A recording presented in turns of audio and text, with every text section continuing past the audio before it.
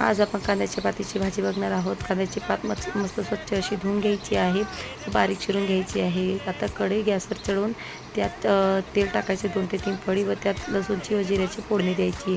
त्यानंतर मी मुगाची डाळ घेतलेली होती थोडीशी, ती भिजवून घेतलेली 5 ते 10 मिनटं, ती मस्त स्वच्छ धुवून अशी त्या फोडणीमध्ये घालायची आहे। त्यानंतर आपण 1 ते 1.5 ग्लास पाणी त्यात टाकायचं आहे व स्वच्छ आपण ती धुतलेली कांद्याची पात जी कापून घेतलेली होती ती त्यात टाकायची आहे। आता आपण चवीनुसार त्यात मीठ टाकून घ्यायचं आहे।